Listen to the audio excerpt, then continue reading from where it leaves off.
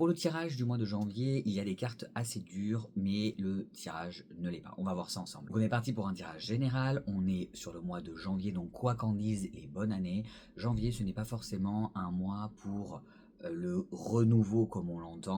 Et dans ce tirage, ça se voit assez. On est tombé sur la situation actuelle, le roi d'épée. On est sur de la structure, plutôt une sagesse intérieure. C'est absolument pas une carte douce. Là, on est dans le mental. On sait les choses. Il y a cette notion de savoir les choses.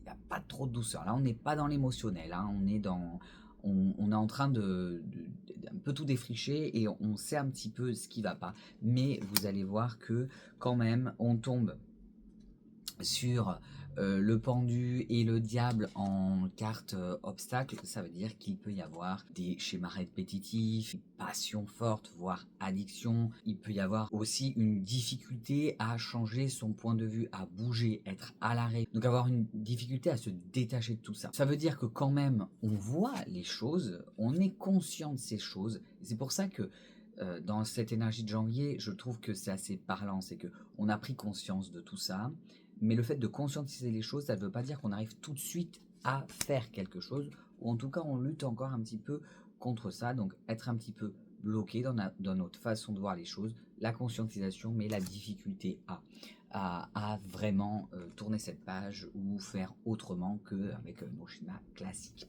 Mais on en a conscience, donc c'est déjà pas mal.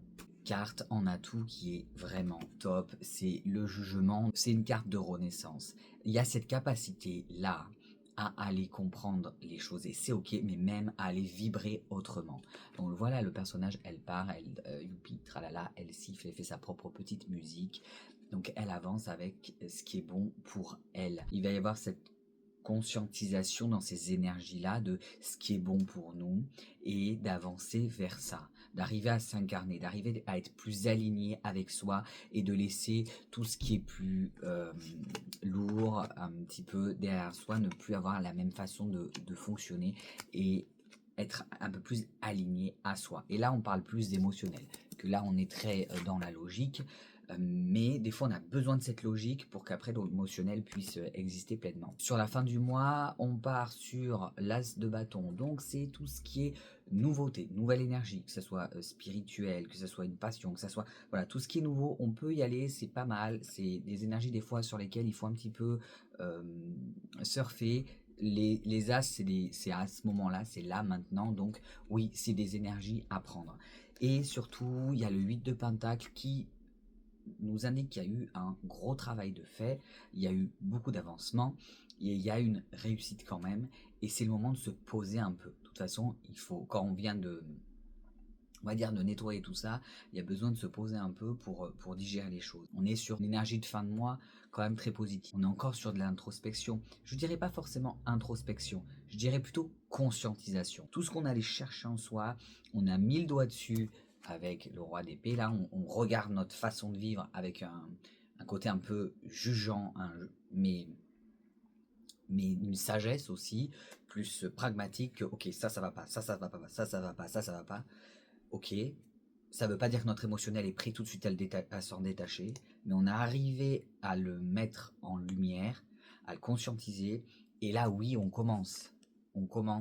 Et c'était déjà un gros travail hein, d'arriver à mettre toutes ces parts d'ombre ou ces schémas répétitifs en avant. C'était déjà un énorme travail.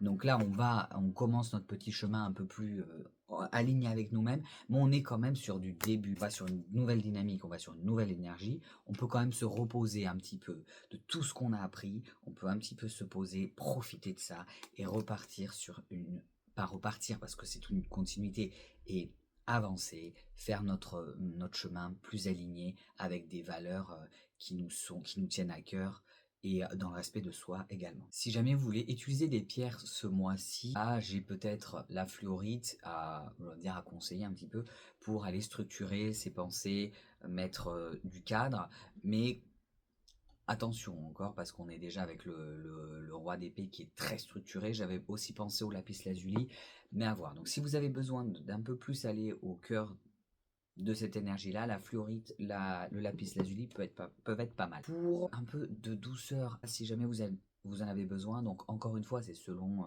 votre ressenti. Il y a le quartz rose, l'améthyste aussi, des agates un peu plus douces donc pour adoucir ce côté mental. Et en fin de mois, la cornaline pour aller donner une énergie et aller surfer sur ce, on va dire l'as de bâton qui est une nouvelle énergie.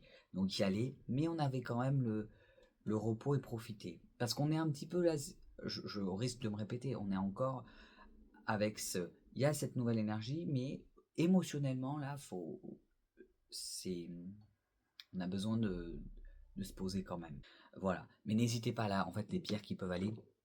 Il y en a plein, il peut y aussi avoir de l'obsidienne noire si on a encore du mal à couper certains schémas, même si on les a conscientisés, donc ça peut être pas mal. Je vous en dis quelques-unes, après laissez comme d'habitude, vous laissez faire, si jamais vous avez envie de vous faire accompagner par une pierre, bah vous y allez à l'intention ou avec votre besoin personnel, voilà.